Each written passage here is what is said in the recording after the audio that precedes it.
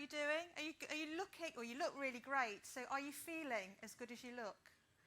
Yes, good. Well, it's really good to be here. Thank you so much for coming, and thank you as well to everybody watching online. It's really good to see you. We've got several hundred people signed up to watch us online over the next few days, which is absolutely brilliant. So we're here, the second Maritime Innovation Week. It's an absolute delight to be here. Can I just have a few hands up in terms of who's been here before? Yeah, some of you have been here before. And let's do the other one. Who hasn't been here before? Who's new? So we've got a good mix, some returning and some new people. We hope you have an amazing few days in the days ahead. Was there anybody not sure and didn't put the hand up? No, you're all pretty sure. Okay, thank you. So what we're going to do actually is we're going to turn around and just wave to the camera, to wave to the people online, because it's hugely important for everybody. Hello, everybody online. Hi. It's hugely important for everybody who's online watching as well to participate. So we'll be getting comments coming in as we go through the day as well, and answering your questions from in the room as well as online too. So the purpose, as Lucy said, is to really unite, bring together some of the brightest minds in the maritime industry. And that's you. Yeah, are you feeling bright this morning? Yeah? Was that a yes? Was that a yes? Okay. And there's lots of opportunities to network, collaborate, and think a little bit beyond the day job. We want you to think onwards, forwards, and outwards, really, and step back and think about what's going on in the world and how we can make even more of a difference. So just to start that process really quickly, and online you can do this as well, just give us some hellos in the chat and tell us where you're watching from, where in the UK or in the world you're watching from, and what you're looking forward to. But can you just say hello to the people on your table just for a couple of minutes?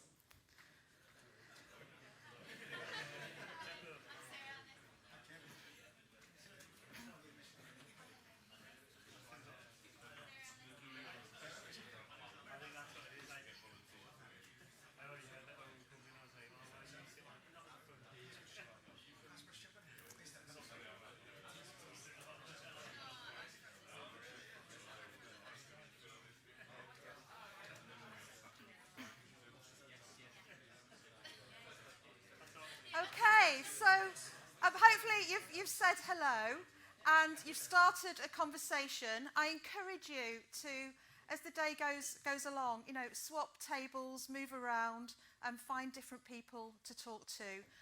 You're all amazing people, so there's so much that we can do together.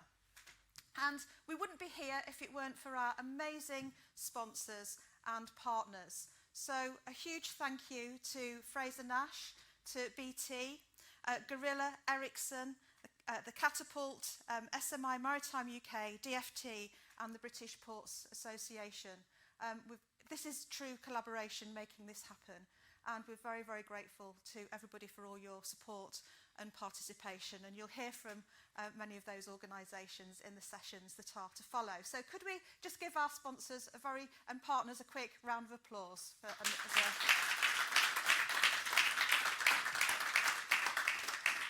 Thank you. So what an amazing week ahead we've got. Today is all about sustainability, net zero, decarbonisation, thinking about what is a sustainable business model and how do we innovate our maritime business models that we've got. How can we think differently? We'll be hearing from organisations in and outside the industry all week that will help us with those. Tomorrow is online only event. We're doing that live from BT Tower, from the auditorium there. And that's all about Fit for the Future, thinking about skills, diversity and inclusion. Again, a really fabulous packed day. And we're going to be doing some AI-generated workshops as well. So if you're looking for innovation sprints and workshop formats in a really creative, up-to-date, different way, then that's the place to go. Day 3, all about data, digital, more AI, 5G. And then there's another event that we are doing to complete our series on connectivity of autonomous vessels. So we're doing that in addition in November. So please do join in, do spread the word. It's really, really important that we do that. And today is a fantastic day as well. We're going to be talking about all sorts of things, green shipping, as Lucy said, pasties, actually sustainability at Greg's. Greg's an amazing business. We're going to be hearing about net zero, decarbonisation in shipping and so on from Chris, from Exeter, from David in Maersk. Lots of amazing panels as well. So it's going to be a really different day. And there's lots of content we're going to be producing together. So there will be some sessions where we ask you to do some outputs that we're going to actively use to move forward the industry and to help us all to make good progress. Now, we want you to listen and engage and do all of those things. And there are some great opportunities to get your phone out from time to time as well. So please do go on LinkedIn and X. I still want to call it Twitter, but X, and get your photos out there. If you hear a little gem from one of our speakers, a nice quote that you think, oh, there's something really insightful in that, push that out there. Hashtags MIW23, hashtag Maritime Innovation Week, and I believe they're on your tables as well if you want to look at those.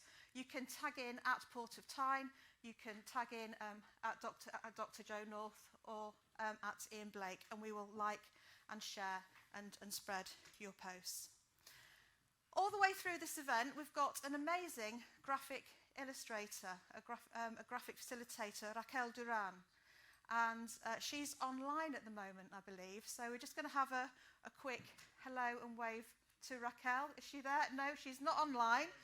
We'll see her, it's okay, we will see her later on today. But what she's going to be doing is creating this graphic like the one that you can see on the screen, which is capturing all the conversations, discussions, questions, speakers, themes that come out of this. So we're going to have these amazing pieces of art that are going to really capture our day as we go forward. Okay, so good day ahead. Are you looking forward to it? Yes, that's good. That's a bit warmer. That's good. We do want you to be, comfortable, so do enjoy the day, and if there's anything that you need from us, let us know. Should we get into the first session? Yeah? First session is about futurescaping. Now, what does she mean by futurescaping? I mean horizon scanning. I mean looking out into what's lying ahead, looking for those weak signals, those trends, the changes that are happening, and thinking about what do we need to do to proactively plan for those. And I know you're probably thinking, well, how do we plan for change?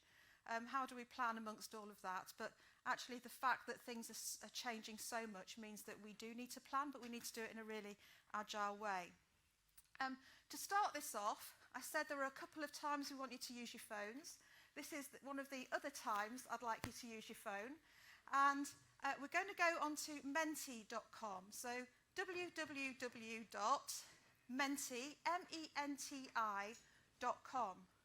Okay? So just on your browser on your phone. And then if you can, we haven't triggered it quite yet, but it's ready waiting for you in a second. If you can enter the code 6861 5120 6861 5120 that is. And everyone watching online, please do join in with this as well. You can go online on your browser, on your laptop or desktop or phone and enter that and join in as well. It'd be good to hear from you as well when we do this. Okay, and the first question, because I'm curious, right? And it's good to get some intel about what we're doing as an industry and how we're working. So the first question is, how do you forecast trends and what insights do you actively use? Okay, how do you forecast trends? So just some super quick, we don't care about spelling, grammar, typos, not bothered about any of that. Do try and keep it clean and decent in terms of your comments, of course. I'm sure you will anyway. And let's see how many comments we can get up. So customer insights, horizon scanning, so some people doing that. regular update meetings with customers, ecosystem feedback, ONS baseline, secondary, primary customers' questions, internal design sprints, fantastic. Networking with key industry partners, ship owners, operates, trade intelligence. This is fab. So keep them coming in. You should be able to go more than once. And we've got quite a few people answering. I can see how many people, that bottom right-hand corner tells me how many people are answered. Okay, is my mic on? Is it? Yeah? So, market intelligence, teams in business, lots of good stuff. PESTLE, PEST, good, yes. Trade press, Bowhurst, lots of different trial and error. So 30 responses up there. Fabulous, okay? Workshops, IMO, lots of great colleagues working in innovation, lots of really great stuff. Thank you. Adjacent sectors. Okay, I'll just leave that for a second. Keep this open, by the way, because there's another question coming up in just 1 second. And we're going to be using this all the way through the day, just to dip in and out and hear from you as we go forward. Maritime Innovation Week, fantastic. Who said that? Who's that one? That might be somebody online. Yeah, was that you, Mark? No, it wasn't you. Okay. It was Probably Ian. Okay. It wasn't Ian. Ian's denying all responsibility. Talk to fleet operators, town hall events. Brilliant. Thank you. So let's go on to the next one. And please be mindful of the question here, which is, how far does your organisation plan ahead?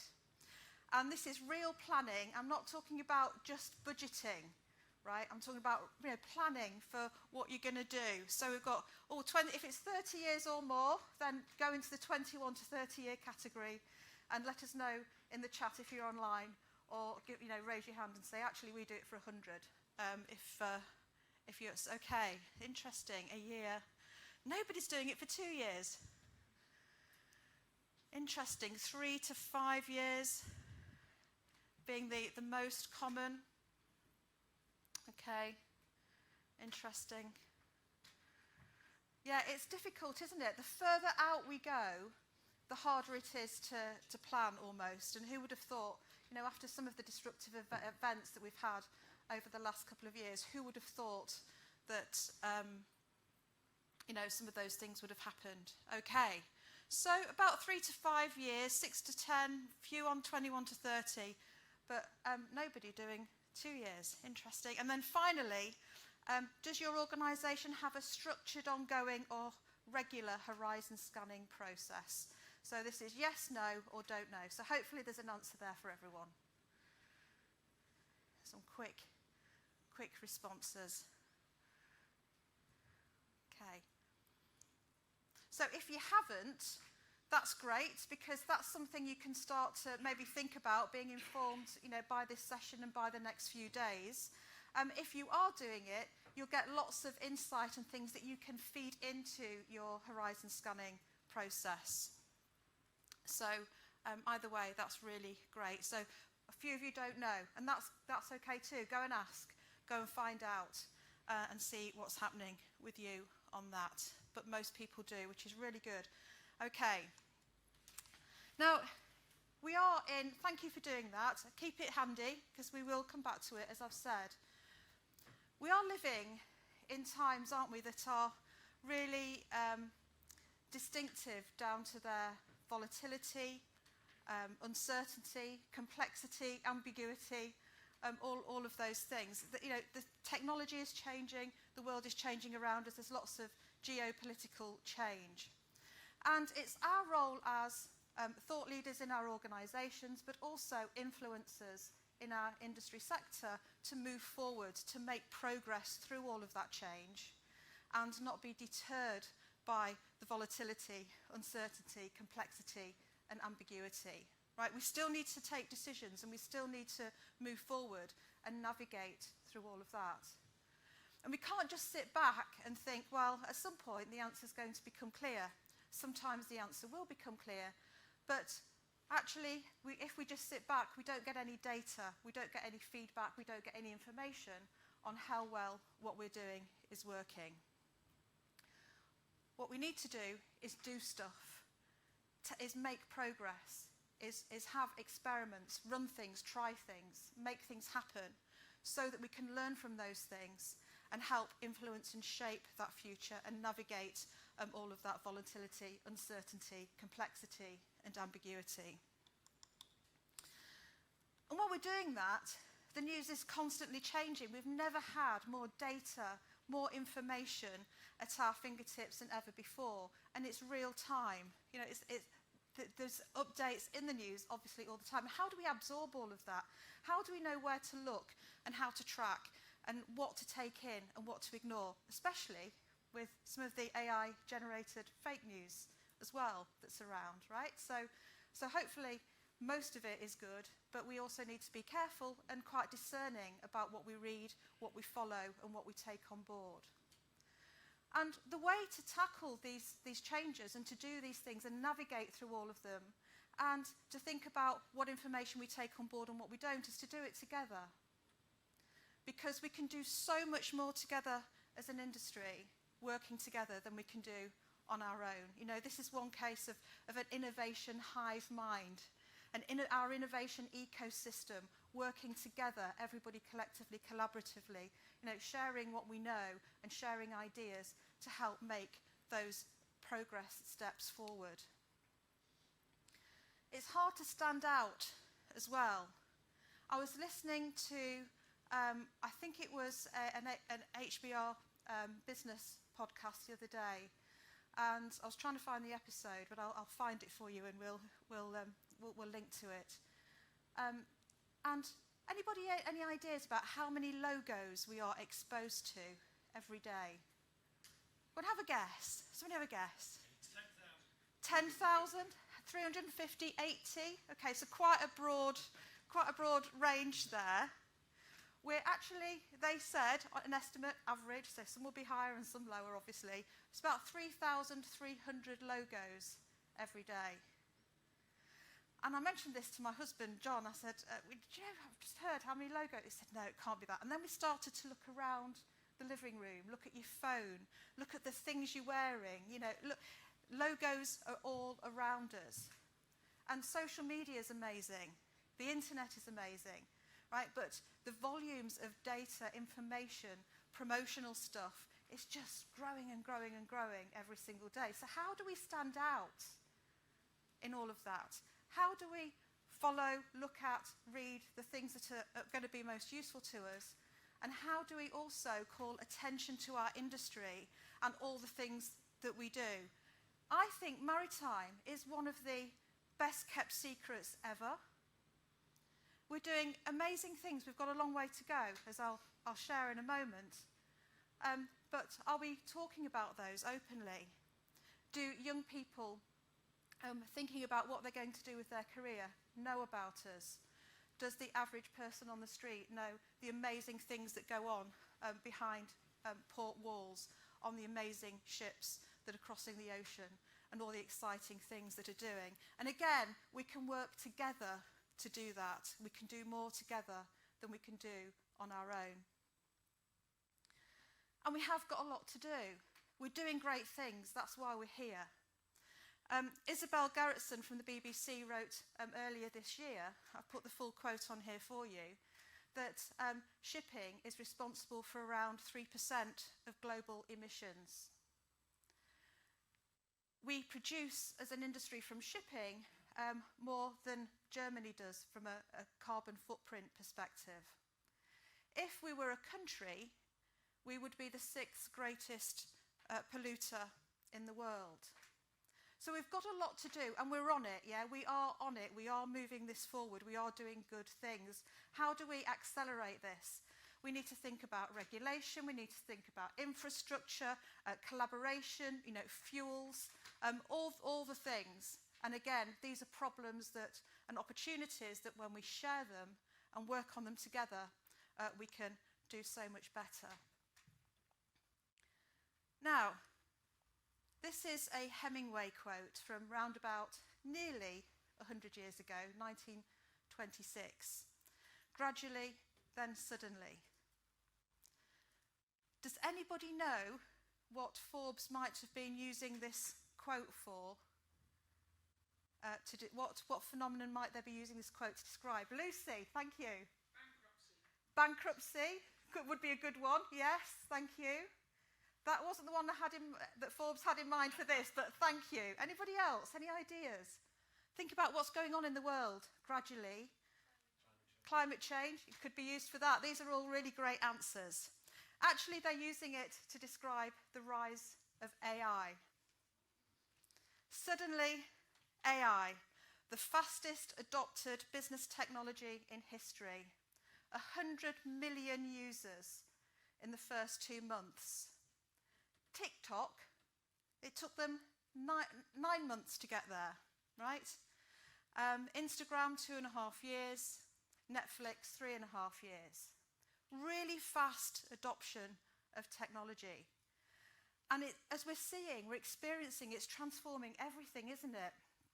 And I asked ChatGPT, so it's ChatGPT specifically that we're talking about in terms of the adoption here. I asked it to describe its rise and its increase, and this is the answer that it gave me. It could have done a better job on selling itself, to be honest. But really, it's when it hit consumers, it hit the general public, that's when it started to take off. And we're going, oh, wow, what's this? As if it's come out of nowhere. But actually, work on AI started in the 1950s. And then ChatGPT, specifically, back in 2018. Those of you who know me know I'm a huge Bowie fan, right? David Bowie fan. And I will quote this often: tomorrow belongs to those who can see it coming. This has been coming. And did we see it? Some of us did, and some of us didn't. But what we need to do is collectively tune in and look at what's going on and get readier for it than we have been, because this is an opportunity. There's so much we need to do.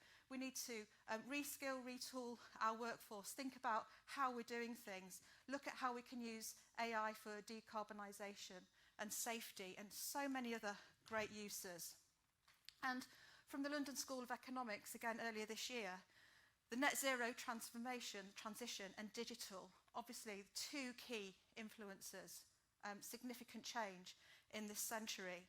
And AI can be amazing. It's like everything. If you use it for good stuff, you get good stuff out of it. Everything can be misused, right? But when you use it well, it can solve, healthcare challenges. It can help people with diagnoses. It can spot patterns. It can help us with climate change and resilience risks and all sorts of amazing things like that. It also uses a heck of a lot of energy. So generative AI is very, very energy intensive. And I'm going to be talking this afternoon about that and sharing some stuff about Microsoft data centers with you to think about. So lots of opportunity. Here are 6 of the World Economic Forum's 2023 top emerging technologies. If we were to play bingo on these 6, how many would you get? So just have a look at the pictures. And do you know what any of these are? So the first one is generative AI. What about the plane? Any guesses? Decarbonised aviation. Yes, thank you, Mark. Sustainable air fuel. We have flexible batteries, right? Batteries that don't have to be like a hard thing. You can wrap them round things, inside things, and so on. Top right. Mental wellness, was that? Metaverse, yes, thank you. Metaverse for well-being. Here we've got wearable plant sensors, so sensors you can put on the plant, they can wear it and detect all sorts of stuff, and sustainable computing, partly driven by the amount of data that we're using and the energy that it consumes. So there's lots of change, there's lots of opportunities, and of course what we want to do together is to back the right one. Can I just have a show of hands if you remember or if you know what these things are on screen? Some of them that will be before your time. Okay, so quite a lot of people. Yeah, VHS video versus Betamax video. And Betamax was the better quality product in terms of quality of picture and all of those sorts of things. VHS was better in a way because the quality wasn't as great, but you could record 2 hours, up to 2 hours of stuff on it. Betamax was only about an hour. So on a VHS, you could actually record and watch a whole movie. Also, the distribution and the marketing for VHS was much better than Betamax. So VHS took off, later replaced by DVDs and CDs and all of those things, and Betamax failed. So we've got lots of emerging technology and solutions, specifically, I think, in the field of energy. And it's about saying, okay, which ones are we going to back? Which ones are we going to do, maybe do some things together and make sure that we together navigate those choices and do a transformative journey that works. And how are we going to work out what's going to work for us and be better for us in the round than isn't? Again, that's through conversation, collaboration, and working together. Okay, so just some thoughts there to get you started and get you thinking. And now I'd like to get some conversations going. If you're on a table where maybe the two of you might want to spin round and join the table behind you. What we're going to do now is we're going to raise the lights, and when I say go, your activity is going to be, there's a pile of question cards in the middle of your table. We'd like you to randomly select a question card and then a volunteer scribe from the group to grab one of the giant sticky notes, write the number of the question down. Please do write down the number of the question, right?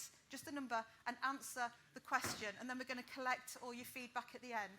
And if you're watching online, I think there's a Miro board, a whiteboard for you to do the same activity as well. I will see you in about 10-15 minutes or so. Okay, let's see what we've got. And before we dive in, we're going to come to you for some of your thoughts. And we've got some online hellos from John Goy at BT, Ian Everly, Innovate UK, Sarah Berber from Doubletree Newcastle, Neil Jack from ShipNet, and Henry Say from CPC, Connected Places Catapult. So thank you very much. In fact, what we're going to do is we're going to come to you and just get the headline, a question, and then a really quick answer, some of your thoughts.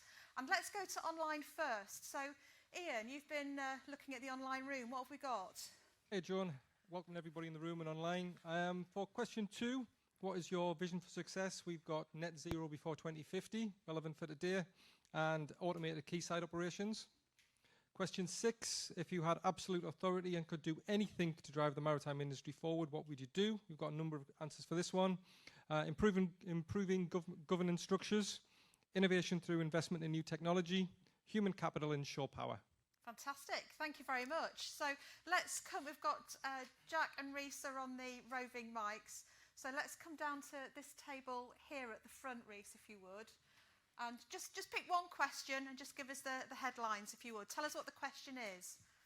Okay, so we've got question 8, which is split into 2 parts. What infrastructure strengths do we have, and what infrastructure improvements do we need to make? And for the strengths that we have, we've got the Clean Maritime Innovation Centre that's set up by the University of Exeter in Appledore in Devon. Innovation Hub, obviously. The versatility of the technology supply chains that we've got in the country. Sort of submarine sort of manufacturing facilities. The good geographic spread of the industry generally around the country. Offshore renewable energy being a good one, and connectivity and transport. And in terms of some of the improvements that we need to make, we've put down things such as the east-west rail connections for major port areas, electrical capacity infrastructure, alternative fuel storage, shore power infrastructure, visibility of the industry generally, skills and training infrastructure, supply chain support, so UK-based supply chain support, and finally fuel production infrastructure for bunkering and especially for alternative fuels as well. Wow, there's loads there. Thank you, well done. Brilliant. Did anybody have the question about if you had one of these people or brands, what would you do? The Elon Musk question. Did anybody pick that one? I saw somebody write Elon Musk on something. Yes. So what did you have? So tell everybody what the question was, and if you would, and give us the headline of your answer. I had to go and get it back from the wall. Thanks, David. Okay, so the question was, if you had one of these people on the list below brainstorm 6 things that character might do based on what you know about them if they were asked to transform our industry. And we didn't go for David Bowie. We did indeed go for Elon Musk, and started by saying that he certainly would be somebody who could raise awareness and visibility and create engagement across the piece. In an earlier question, we talked about lack of visibility and awareness of the maritime sector. So he would be somebody that could bring that. And then through his AI insights and technology could drive productivity, because a lot of decarbonisation, sustainability is not just about what fuel you burn, but it's about what fuel you don't burn. And the greenest fuel is one that you don't actually need to burn. So a lot of data to improve productivity. Then talent attraction, getting his bright people, or bringing more bright people into the industry. And that all of that before we got to sort of his bread and butter, which is the heavy engineering and you know, using his insights and design into the improvement of the vessel capability overall. The fact he's a disruptor, and perhaps some of our markets could do well with being disrupted. And of course, e-mobility, taking what he's known for in Tesla and bringing it to the wider maritime-based community. Thank you. Wow, there's lots there. Fantastic. Thank you. It's amazing how much good stuff can come out in just 10, 15 minutes or so. Very creative stuff as well. We're going to go over to the room, to this side of the room. So can I have a volunteer from one of the tables on this side? Thank you. So the question we looked at is what needs to be done now to ensure that our maritime vision becomes a reality. And we said agree on a green fuel or green fuels. Commitment, taking this question seriously now, both politically and economically. Incentivise investment. So the challenge we have in this industry, particularly in the ports and terminals, is return on investment due to the scale. It can't scale up in the way automotive and other industries can. And also some international standardisation and collaboration, putting in some minimum standards. Fantastic. Thank you very much indeed. And we'll go to one. Should we try the table at the back? If anybody else wants to go, by the way, just shout.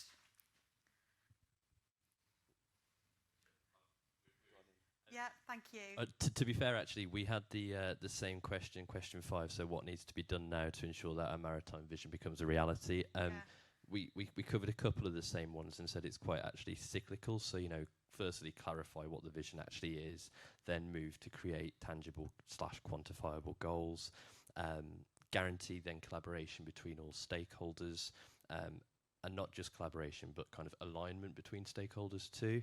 And then stability, so longer term commitment, and a shared delivery plan. And then, as the other group alluded to, kind of incentivization, creation of safe space to try and fail, versus accountability too. So, you know, do you put people on a naughty step, and what does that naughty step look like? So. Okay, thank you. That's a good question. We've got a step down here. Maybe it's not this one. It's not this one down here. I think we've got 2 tables to go, and then we've done everybody. So we need to do everybody, don't we? I think so. So we've got Mark down here, and then we'll come to the volunteer from the table over there. Thank you. Good morning. Our scribe has escaped, so you're in the chair, are you? So I'll take it. Yeah. So we actually picked another question. So we had question 4. So unlike everything else we're doing, perhaps today we're looking forward. This one is looking backwards. So that was looking back. What are the successes we can build upon, and then of course what failures can we learn from? And we took the initiative to expand that beyond just purely the maritime sector. So we looked at other sectors as well. So the whole of the sort of the transport infrastructure. So in terms of lessons learned, of course, we inevitably, being predominantly British, drifted towards the negative and the failures.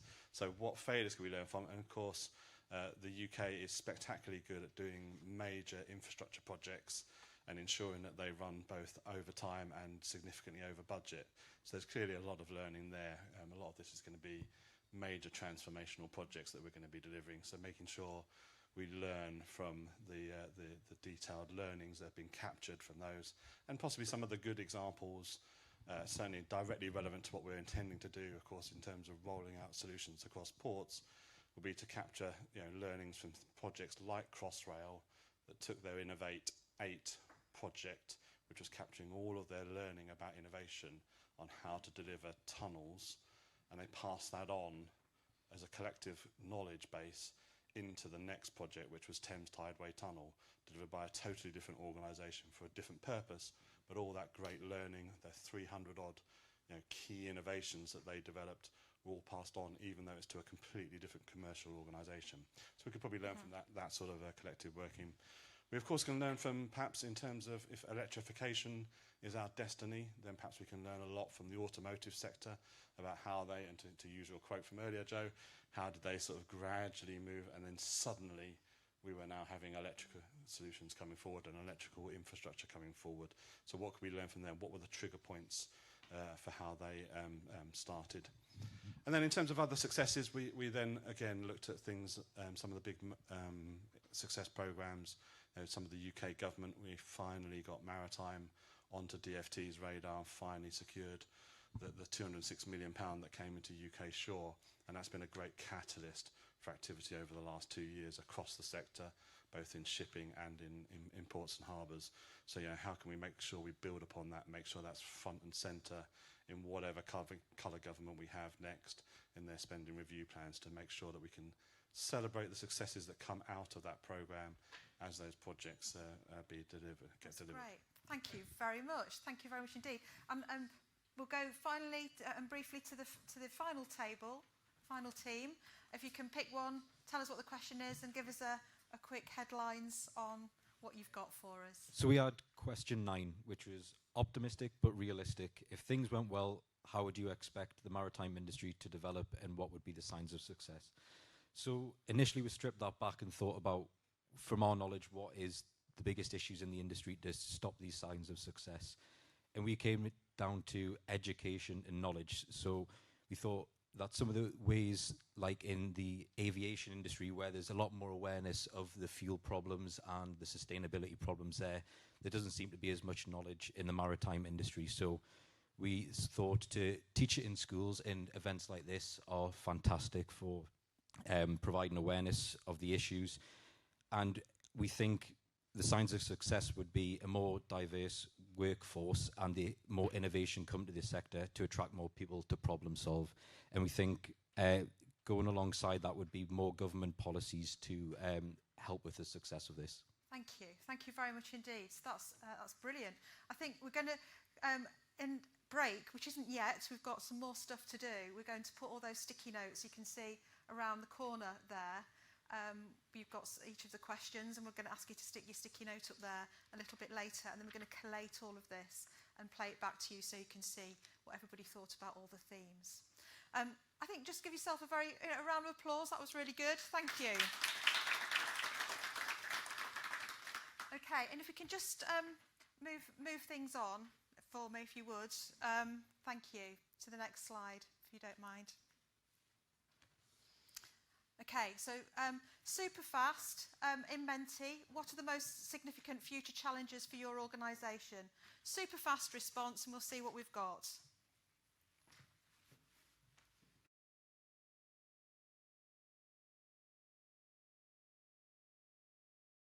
Skills, funding, pace of change, talent retention, digital skills. Okay, so all of these things we need to be making sure we're talking about as we're going forward.